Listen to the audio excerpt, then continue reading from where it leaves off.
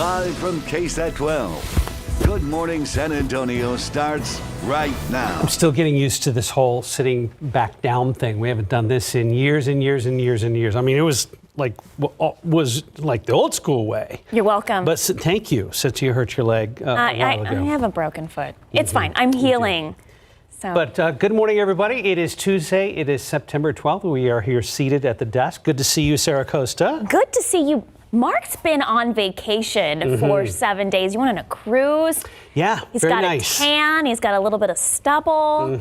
I'll shave at some point. I mean, I know it's not No Shave November yet. No Shave September doesn't have the same ring, does it, Max? No, not at all. Great. I wish everyone on set looked as good as you without shaving. Well, speaking of, I challenge you this weekend, Max. Just this weekend? So Yeah. that gives me 2 days? Yes. Make it happen. Do it. I'm coming for you. Managers. I call this keeping up with the horns. I like that.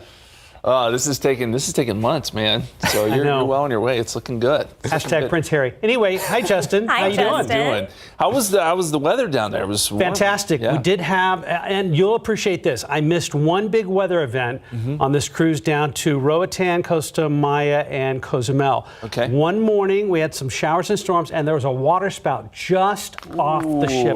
Great video. I missed all of that. Those are always incredible to see. Good stuff. Well, I'm sure the temperatures were about the same here as they were down there. We've still been plenty warm. We're waiting on this frontal boundary, which is pulled up stationary. It's right around us. So we had some showers get close this morning. They didn't really make it here. All the rain was relegated to the hill country. So let me show you the radar right now. We've still got some showers out there in Valverde County, some lightning strikes too. But those are all starting to dwindle, and I don't think we're going to see much of it, if anything, this morning or really even this afternoon here across the area. There's just a very small chance of a shower or two. So if you're planning out your day, know that in general it's going to be pretty quiet. Here's a look at some of the rainfall totals over the last 24 hours. And you can see they were all well north and west of San Antonio, but places like Junction, Rock Springs, Harper, and Hunt, Las Maples, they did pick up a little bit of rain overnight, just not much here. So here's our forecast for today. Noontime 89, 91 at 1 p.m. We'll be up around 96 for a high today. 20% chance of rain in the afternoon. That's all we can give you. And then temperatures fall into the 80s tonight. Good news here. We're going to up rain chances a little bit tomorrow. And then by the end of the week, looking a little better for rain chances. We'll talk more about that and some cooler temperatures too coming up here in just a couple of minutes. Guys. Thank you, Justin. Let's take a look outside with your traffic authority 10 at 35. Looking pretty smooth. I know we had, is this where we had that car fire earlier? No. I'm sorry. That was 10 in Woodlawn. There's good news. There's no accidents right now. Yeah, just some stalled vehicles here and there. If anything pops up, we'll let you know about it. We will. Here's today's 9 at 9. During day 5 of the impeachment trial of suspended Texas Attorney General Ken Paxton, the court heard testimony about Paxton's alleged affair. It was the first in-depth mention of the affair. We may know by the end of the week if Paxton will keep his job. Lieutenant Governor Dan Patrick, who is overseeing the trial, said he expects closing arguments could start as soon as Thursday. Paxton is facing 16 articles of impeachment. He has denied any wrongdoing. Police in Pennsylvania are on the ground in Chester County, Pennsylvania, where they've confirmed a new sighting of escaped killer Daniello Cavalcante. Sources say he may now be armed with a rifle. This is the first report of a sighting since this weekend after he changed his appearance. The wrath of Mother Nature has hit the U.S. in the wallet pretty hard over the past 9 months. Weather officials say storms, twisters, wildfires, and the like have cost the U.S. more than $23 billion so far this year, and 2023 isn't over yet.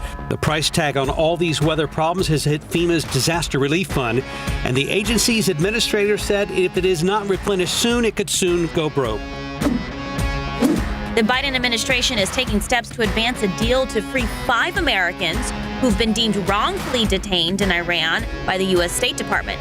After a year of indirect negotiations, the administration has issued a waiver to allow banks to transfer $6 billion in restricted Iranian funds to Qatar without fear of sanctions, and the money will be used for humanitarian purposes. The biggest antitrust trial in decades starts today, pitting Google versus the U.S. government. Federal regulators and state attorneys general accuse the search giant of using its size to rig the market by locking in its search engine as the default choice on millions of devices. Some optimism from the Treasury Secretary about the prospect for a so-called soft landing for the economy. Flying back from the recent G20 summit, Secretary Janet Yellen pointed to inflation slowing to around 3% without a serious decline in GDP or payrolls. New versions of the COVID-19 booster shots from Moderna and Pfizer could be available in the next few days. That's after the FDA gave them the green light yesterday. The CDC's Advisory Committee on Immunization Practices is set to discuss the new vaccine formulas today. If that group and the CDC directors sign off, pharmacies and doctors' offices will have permission to administer the shots. Expected later today, our first look at the next iPhone. Experts think Apple's lineup for the iPhone 15 will include better cameras for the high-end versions, and we should get more details on Apple switching away from the Lightning port toward USB-C for charging and connecting to everything from computers to speakers. No winners in last night's Powerball drawing, so the jackpot is now up to $550 million. The cash option payout is $266 million. There's not been a Powerball winner since July. The next drawing will be tomorrow night. And that's today's 9 at 9. In your other morning headlines, details on the American researcher who was rescued from a Turkish cave. We hear from him in the aftermath that everything that he went through. Plus, the latest on the possibility of United Auto Workers strike. Max Massey joins us live in studio with our morning headlines. So, Max, where are we starting? So we're starting with someone who played in the NFL. No, we're not talking about Aaron Rodgers, although wish him the best. Latest indications, Achilles tear. We know a lot about that. Not fun. 39 years old. I'm optimistic he can come back. Someone who really is struggling to come back, former NFL player Adam Pac-Man Jones. He was removed from a Cincinnati flight and he was arrested. So this happened at the Cincinnati Northern Kentucky International Airport. Police responded to reports of an unruly passenger. We've been hearing more and more of these unruly passengers. Just so happens he's a former NFL player. So this all transpired just before takeoff. Police responded to these reports.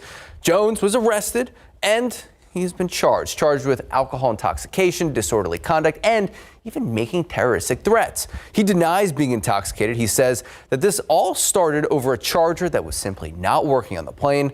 But of course, everyone has a phone now. Everyone's a journalist, so video clips taken by passengers on the flight who's bound for Newark gives us a glimpse into what actually happened between flight attendants and Pac-Man Jones. Within like 5 minutes of us taking off from the gate, he got in an argument with the flight attendant because his charging port didn't work. And then after that, he ended up arguing with other passengers around him. I asked the flight attendant, hey, look, the plug is not working. She's like, well, if you want to turn around the plane, blah, blah, blah. Y'all talking about 6:30 in the morning. Who in the hell is drunk at 6:30 in the morning, man? So people just wake up and be drunk and going to the airport? That's a great question. So there's the mugshot right there. If you don't know Pac-Man Jones, he played in the NFL for 12 years, played for numerous teams, including your Dallas Cowboys, also the Bengals, Broncos. He was released from jail just hours after the arrest, and he only had a $500 bond. All right, so it's really been the year of strikes. We talked about the writer's strike, and of course, we've been talking about the auto union strike. So the clock is really ticking towards a possible strike against the big three automakers, GM, Ford, and Stellantis. United Auto Workers President Shawn Fain denying the broad economy will be hurt if the union goes on strike against the nation's three unionized automakers. And that strike could happen as soon as this week. So the UAW contract, it ends at midnight on Thursday. Fain says he's seen some progress in negotiations. The union is pushing for a shorter work week and a 40% pay increase over 4 years. Now, since inflation is off the chart, it's not beneficial to me to be working at Ford, making half what other people are making or not receiving the benefits that they're making. I don't like the tiers with the company. I don't think that is fair. Me personally, I've waited 8 years to reach top pay. So the union president Fain reiterating that the union's 145,000 members at those automakers, they're ready to strike on Friday. All right, we first told you about the story last week. It is a terrifying story. It now has a happy ending to what seemed like a nightmare. An American researcher trapped for nearly 2 weeks in a cave in Turkey, finally free. Mark Dickey talking about this incredible rescue, what it was like to finally see the light of day again. American cave explorer Dickey, he was speaking overnight about this dramatic moment finally being hoisted to safety. He spent 12 long days trapped in this Turkish cave. He fell severely ill, and he was more than 3,400 feet below the surface. He couldn't ascend, and it took more than 150 rescuers coming together, spending days beneath the surface, trying to give Dickey life-saving medical intervention. He had a gastrointestinal bleeding. He needed a blood transfusion, and all of this, guys, happening more than a half-mile underground. So once he was back above ground, there you see, obviously grateful for the light at the end of the tunnel, literally and metaphorically, and describing this struggle to survive. Consciousness started to get harder to hold on to, and I reached the point that I was like, I'm not gonna live. It's been one hell of a crazy adventure, but I'm on the surface safely. I'm still alive.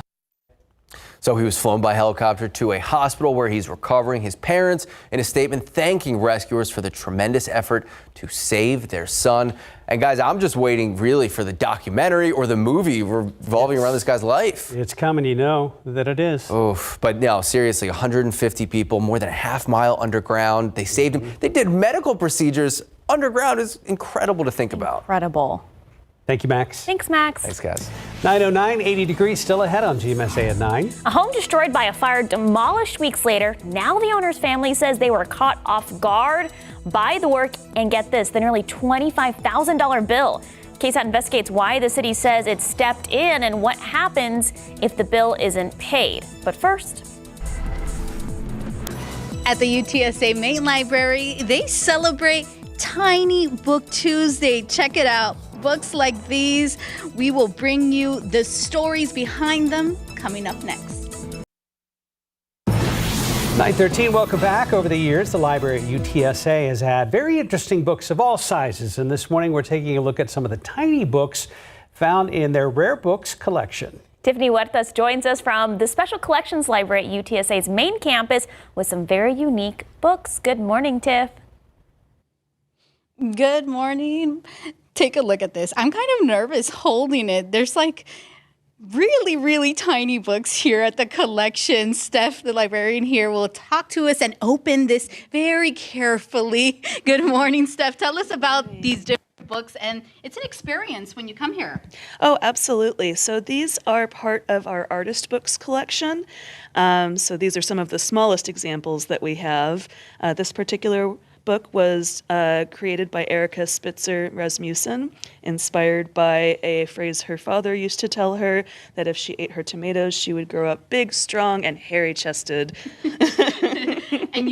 And it's also a smell to it. Yes, it's bound in sun-dried tomatoes, so it actually does smell like sun-dried tomatoes if you get your smell-o-vision on.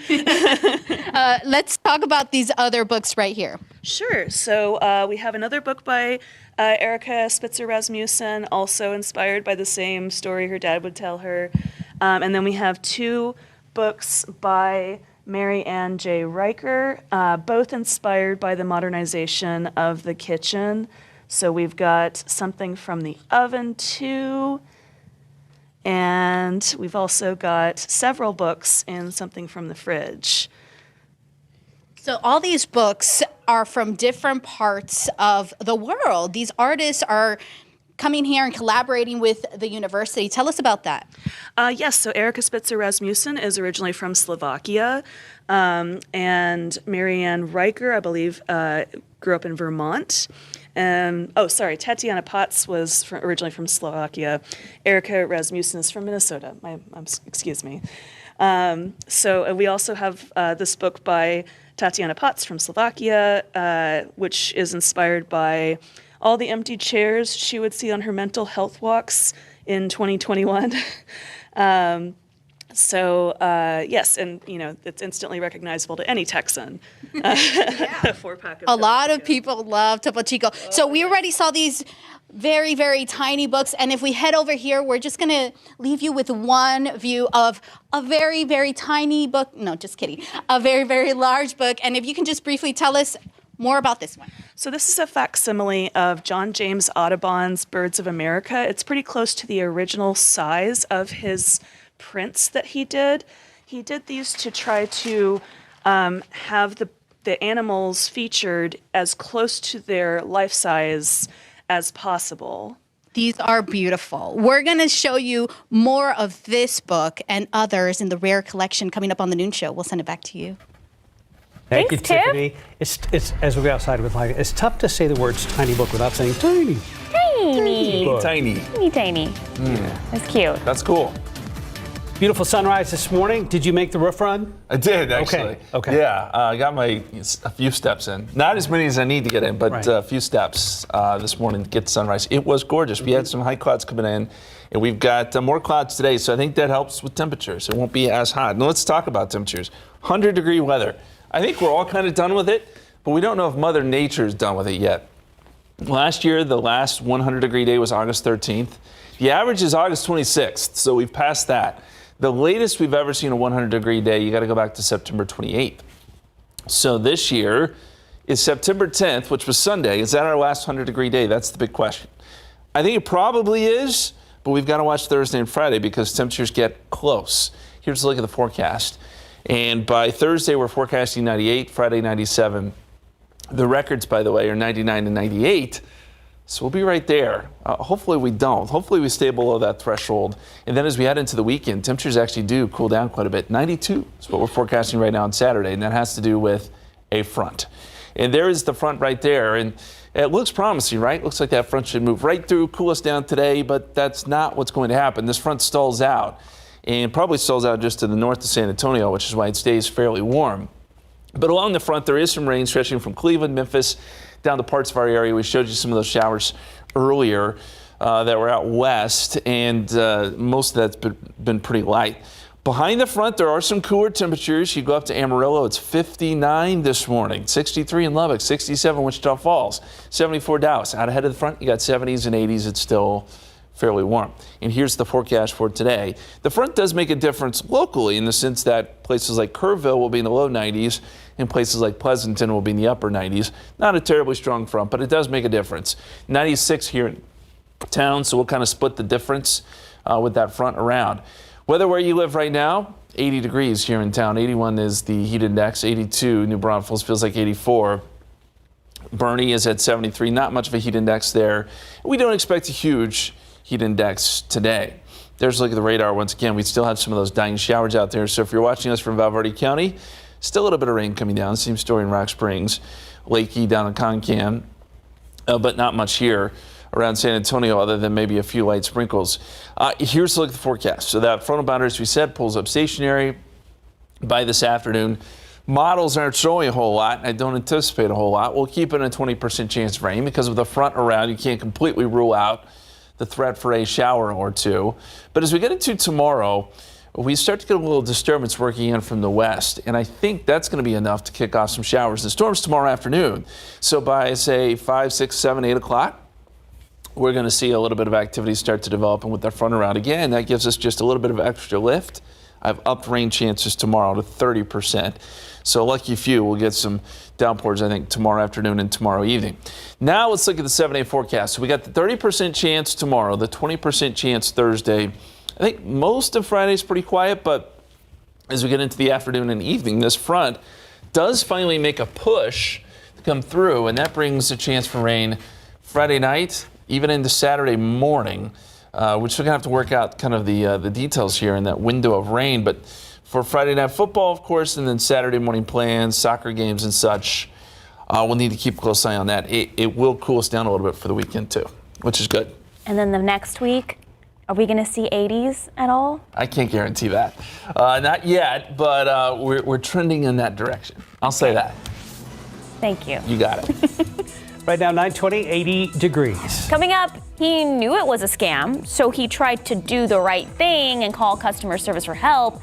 But that just led to more problems for him. Now he wants to share his devastating experience so others don't fall for the same trick. Just about 9:24. We hear scam stories and warnings all the time, but this story has a different twist, and a Texas businessman wants everybody to know about it. That's right. The man got an email about a purchase he knew was not legit, but by trying to do the right thing, he ended up helping the bad guys steal thousands of dollars. He shared his story with KSAT's Marilyn Moritz. It's brutal. It feels like somebody basically stuck a knife in you. Punched in the gut and wallet. Steve, who asked we not use his last name, is now out $80,000. It all started with an email, an invoice from PayPal. I knew it was fake because it was a charge for an Apple iPhone. So he hit delete. But when Steve logged onto his PayPal account, sure enough, it was there. Charges for 2 iPhones. Someone, he said, had created a real invoice for fake charges. So he called the phone number in the invoice message to alert PayPal. He thought it was customer service. He said, oh, so you have a bad charge. We'll take care of that. Blah, blah, blah. And unfortunately, I fell for it. Here's where it got really tricky. The man asked Steve to load software so he could credit his account. But what he really did was give the scammer remote access to his computer and his bank accounts. They asked me to sign into my bank account to see if there was a charge for $1,499.99, and there was. He was told to type $1,499.99 into his account, but it kept coming up on the screen, $149,999. I said, something's wrong. It's not taking the decimal point. And he goes, what do you mean? He says they manipulated his accounts, so it appeared he'd been reimbursed way too much. Then they go into their drama acting school and scamming school and basically say, oh my God, I'm going to lose my job. He acts like he's crying, I'm going to get fired. Their modus operandi is to make you involved in their emotional drama, and they rush you, they rush you, they rush you. They told him to wire money back, starting with $80,000. A lot of money's at stake here. To protect yourself from similar schemes, beware unusual forms of payment. In other words, they're asking you to do a wire transfer. They're asking you to do an unsecure method, gift cards, again, loading up gift cards, that situation again. Those are highly lucrative for them to get the money, and it's gone. It's simply cash in the wind. Verify who you're calling and never install software while you're on the phone with someone you don't really know. As for Steve, he's working to get his money back from a bank in Hong Kong and feels compelled to warn others. These people are just ruthless, and they will destroy a person financially. Marilyn Moritz, KSAT 12 News.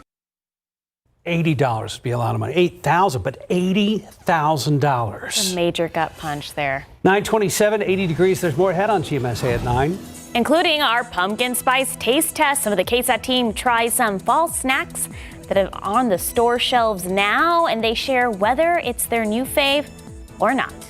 Plus, with all this talk about a potential auto workers strike, what does that mean if you're in the market for a new car? We'll explain when we come back. Right now, 9:30, let's take a live look. The impeachment trial of suspended Texas Attorney General Ken Paxton continues this morning. This is a live look from inside the Senate chamber at the state capitol. Testimony should begin shortly. Like we mentioned earlier at the 9 at 9, Lieutenant Governor Dan Patrick said the trial could be wrapping up as soon as this week. Patrick is the acting judge in this trial. We are continuing the live stream of this historic proceeding on KSAT.com, so you can head over there to continue watching this feed. Go back outside with live cam. It was a beauty of a sunrise again this morning. Temperatures headed in the right direction, and we've got some mid-level clouds out there. 80 degrees at San Antonio International Airport, Justin. And those clouds will help us today. Any sort of cloud cover we can get, as we know, can help us with these temperatures, keep them down just a little bit to more comfortable levels. I want to show you a picture from last night. This is great. Woodlawn Lake looking towards downtown.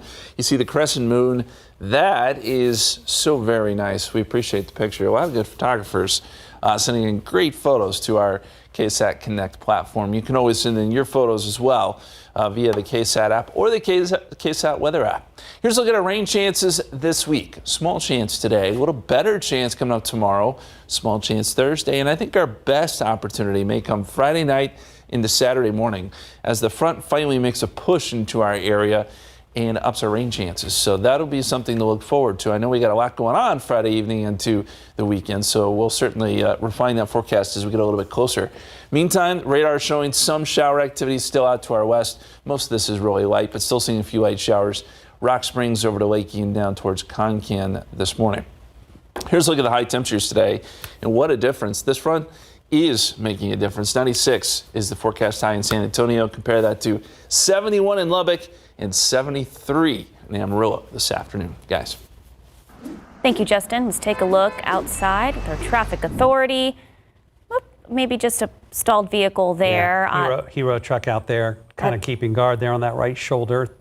At 37,410. But other than that, TxDOT's not reporting any other incidents. An elderly San Antonio woman's home lost in a fire. Then weeks later, she's hit with a nearly $25,000 bill. Her family says the house was demolished without any communication from the city's Development Services Department. The head of that agency told our Dylan Collier they had no choice but to quickly level a property that they say had become a danger to the surrounding area. I'm used to be by myself in my own house. So. But for now, 86-year-old Cruz Flores is staying in her granddaughter's living room. A fire Memorial Day weekend wiped out the Bernice Drive property that Flores called home for more than 35 years. The property was uninsured. The belongings inside the residence were badly damaged. Yeah, it was already gone. Everything was gone. Granddaughter Rachel Cordova said the family planned to quickly sell the land this summer and use the proceeds of the sale to move Grandma into her own apartment. Instead, on June 13th, the city had the structure torn down. The only notice the family says they received was this weather-beaten door hanger on a chain-link fence that they found as they watched the home being demolished. They should have tried something more than just a door hanger with, no date, no nothing. It's a difficult situation because time is of the essence due to the safety issue, the hazard. Development Services Director Michael Shannon says the structure was determined to be a dangerous premise. That emergency declaration then required the city to have the remnants of the home leveled by a contractor within 96 hours. The extent of the damage caused by the fire really made the structure very unstable. For anybody, even if it just sat there and you tried to keep people out. Adding to an already devastating situation, Flores now owes the city the cost of the demolition, nearly $25,000. City officials said a lien will be placed on the property if the bill cannot be paid. I see her spirit broken more than anything, and that's what's tough. That's what's tough. For KSAT Investigates, I'm Dylan Collier. The Development Services Director says that he doesn't like for there to be miscommunication or lack of communication in these kind of cases, but that can happen during emergency demolition situations. The top stories, community members who showed up to last night's District 4 Town Hall meeting wanted to be heard, and they were. There's been a lot of anger and frustration about serious criminals being held accountable for their crimes here in San Antonio. Some people say they have been unable to get the Bexar County District Attorney's Office to pay attention to them, and showed up to see DA Joe Gonzalez himself. Your famous words is, I promise to look into it. 3 years later, I'm still waiting for that call from you. I grew up in this community. I have a family here, and I'm sure a lot of other people feel the same exact way. So I'm really glad we're able to hear and see what solutions they come up with, or at least hear what the community has to say. They say don't point fingers. I understand that, but let's find out where the fingers should be pointed. And as of now, I haven't heard any answers. Gonzalez was able to answer questions about how the law works and how bail is set. San Antonio Police Chief Blake McManus talked about the increase of 100 plus officers his department will soon get, but both agreed on one thing. There's been an increase in gun violence since the open carry law was changed in Texas. Many of those who attended the meeting last night said they were glad to be able to have their anger and frustration finally voiced. Well, if you're not able to attend last night's meeting, District 7 will host another one on Thursday at 6 p.m. The chief and DA are both scheduled to be there. We also have last night's meeting on KSAT's YouTube channel for you to watch at your leisure. Well, some consumer news now. Thursday is the deadline to avoid a possible strike if an agreement is not reached between the United Auto Workers and some major car makers here in the U.S. Union workers say they're prepared to walk off the assembly line this Friday. CNN's Cole Higgins explains what a possible strike could mean for car buyers. If you're in the market for a new car with the United Auto Workers strike looming, one question you may be asking is this the right time to buy? GM, Ford, and Stellantis automakers are the big three that may be affected. A strike against all three companies could be a more than $5 billion hit to the economy after just 10 days, according to an estimate from the Anderson Economic Group. I am sort of urging a measure of caution with respect to panicking about this situation. We need to see what happens. We need to see whether there could be a last-minute deal. Mark Hamrick from Bankrate says if a strike does happen, there are two questions to consider. Which automakers are affected and how long will the shutdown last? I think there's going to be an ample supply of vehicles for at least a number of weeks, if indeed a strike or sort of the worst possible outcome does present itself. Industry analysts say it comes down to inventory. It just depends on what you're buying. There's still a shortage in the most popular models, and those are the people and places that we're really going to feel it the most. Pat Ryan, the CEO of Copilot, says while some models have longer wait times, if you're willing to be flexible, you will have options. In certain brands, like the Stellantis brands, the Dodges, the Jeeps, and the Ram trucks, there's plenty of supply. If you are picky about your make and model, Ryan's advice is to either buy now or wait until the strike is over. We've continued to see the car market be very, very strong, both new and used, in spite of the incredible increase in prices, both nominally and the even higher increase in monthly payments. For Consumer Watch, I'm Cole Higgins. 9:38, 80 degrees. You're watching GMSA at 9. You want to have some fall veggies, it's time to get them in the ground now. We'll tell you the trick on how to let them survive and thrive in this short time window we have before that first average freeze hits the end of November. Plus, pumpkin spice is a fall favorite for a lot of folks, and it seems like there are new pumpkin spice snacks at the store each and every year, including this one. After the break, some KSAT team members try some of the fall products on store shelves now. My favorite time of the day. Zoo Cam with the flamingos. Look at all the shade out there. Okay, so yesterday there was some drama, Mark. What was going geese were approaching the flamingo territory. It looks like they've settled things. Yeah, there's one over there mixed right amongst the flamingos right there. Let's all be friends. But thanks for filling me in on the flamingo drama. That's what I'm here for.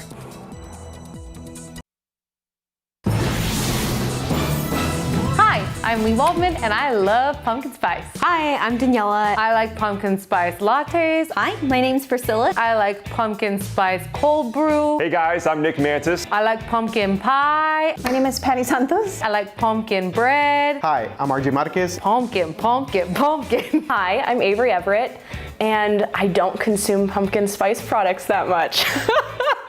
I guess that's gonna change. Pumpkin spice sandwich cookie. Definitely feels like you need a coffee in hand. 10 out of 10.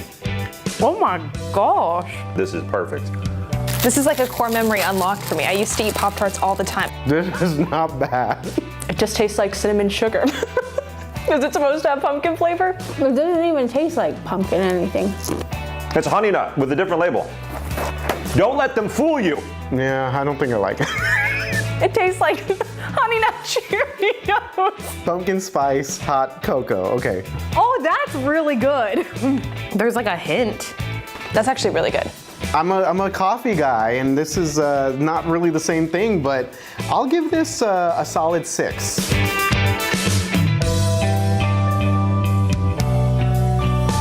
You a PSL guy? Of course not.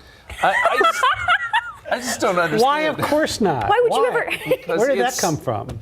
I just assumed you guys would know that. I don't know why. Oh, but it's so angry about pumpkin spice. You know, it's such a trendy thing. I don't know. And I don't do trends. Every year we have to talk about it. Right. No, I'm kidding. It's great. Okay. I sound grumpy for some reason. Yeah. It's okay. It's a Tuesday. It's okay. You can be mad at pumpkin spice. Yeah. Okay. I'll get emails. I don't want emails. You guys are PSL people, no? I am. Okay. I could take it or leave it, but I do like that we're getting into that kind of autumn vibe. That's where I'm at. I think that's probably... Mentally. Yeah. I think that's probably the draw, right? Yeah. Like getting into the feel of fall. We're not quite there yet, but we're starting to see temperatures trend in that direction. Before we talk temperatures and fall weather, let's talk about the tropics. We do have Lee still out there. We've got a couple systems. Margot, which has now become a hurricane again, and then we have another system, 70% chance of development. This one does not look to be a big issue because it will turn out towards the Atlantic, but of course Lee is still of concern. It's a major hurricane still. Winds are at 115 miles per hour, gusting to 140. Pretty healthy looking right now, still moving slowly, just at 6 miles per hour, but it will pick up speed as it makes that turn near Bermuda and then up towards the East Coast. Now, this is where we start to see some concerns. It doesn't make landfall near Boston or really in New England, we don't think, but it will bring some gusty winds there, some high surf, so it will cause some issues.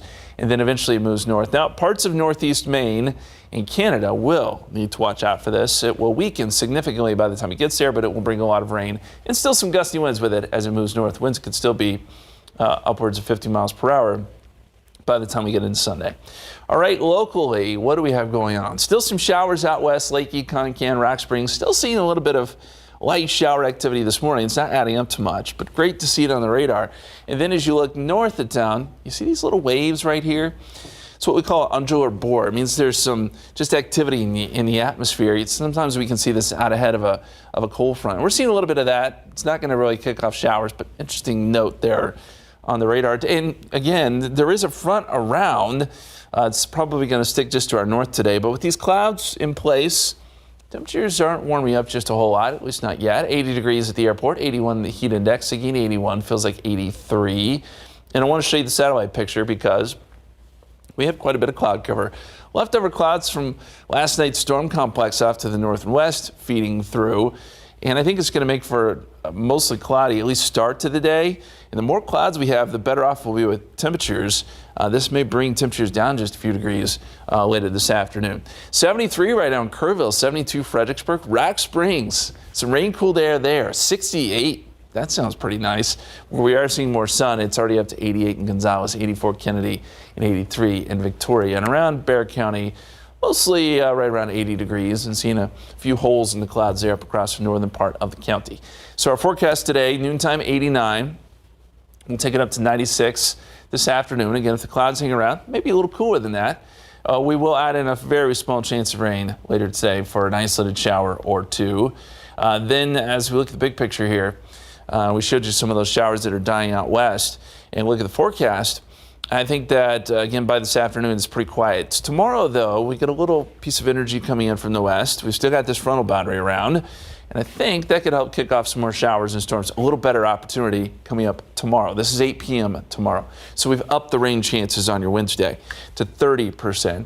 And we've got more opportunities down the line. So 94 Wednesday, 98 Thursday with just a 20% chance of rain. But we bring it up to a 40% chance late Friday into Saturday. With the front actually now pushing through. So we go from 97 on Friday to 92 on Saturday. Chances of rain. And it does clear out and dries out some by the weekend, guys. Thank you, Justin.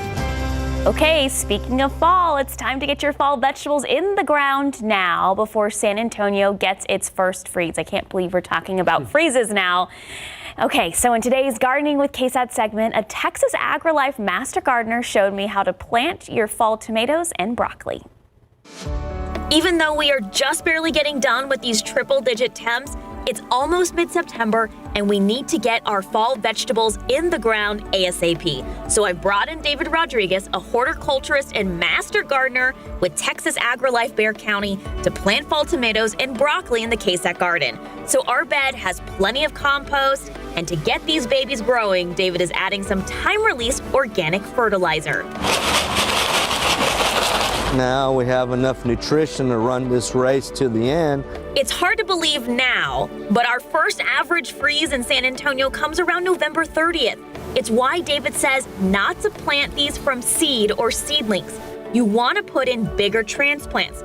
We chose a celebrity variety that produces a medium-sized tomato and a smaller variety, Ruby Crush. A lot of your local nurseries still have a few plants, so people that are waited late can go ahead and take advantage. But the bigger plants is the key.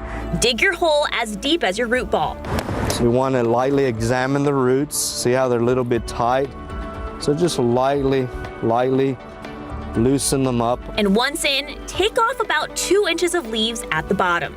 If any of these leaves are kind of touching the ground, to minimize potential diseases that are uptaken by the leaves, kind of skirt them up a little bit. It's not necessary, but it helps. David says to use a 3 to 5 foot cage to avoid a tomato takeover, and it makes it easier come harvest time. So when it grows and gets bigger, the weight of the fruit, the weight of the plant, the cage will keep it inside.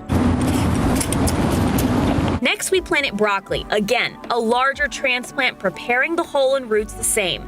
David says the key is to pick them when the little tree heads come out and are still tight. Because you'll see a nice head that's 6 to 8 inches tall, very tight, and it's the primordial flower before it opens up. The flowers are yellow, but we want to catch it when it's tight. And David says we should be ready to harvest those tomatoes hopefully in 60 days, maybe even sooner with the smaller variety Ruby Crush. And the broccoli, they'll be ready by Thanksgiving. So hopefully we can maybe make some broccoli casserole. I would love a sample of all that stuff that you guys have planted. Caprese salad. All that sounds pretty good. And remember, once you get those transplants in, to water every day for the first week, and then water, every couple of days, depending on how hot it is outside. Deal. We can do it. 9:51, 80 degrees. When we come back, we have a sneak peek of the newest Aquaman movie as it heads back to the big screen. I'm gonna kill Aquaman and destroy everything he holds dear. Aquaman returns. Jason Momoa dives back in as the popular superhero in the upcoming sequel, Aquaman and the Lost Kingdom. This is a sneak peek at the action-packed flick, which is set to hit shores December 20th. Rachel McAdams takes to the stage. Variety reports that the actress is set to make her Broadway debut in the new play Mary Jane. The drama will follow a single mom dealing with an impossible family situation and begins previews in April 2024. Jimmy Buffett's legacy lives on. The music legend's songs have garnered massive support following his death earlier this month, and now his 1985 Best Of collection, Songs You Know by Heart, Jimmy Buffett's Greatest Hits, has reached the top 5 of the Billboard 200 Albums chart for the very first time. It marks the late star's 13th top 10 charting album. In Hollywood, I'm Rick Damigella. I was at Margaritaville in Cozumel, Mexico this last Friday, and people were pretty sentimental about Mr. Buffett's passing. I can imagine. It was packed. It's incredible music. Yep. Yeah. Well, everyone have a good day.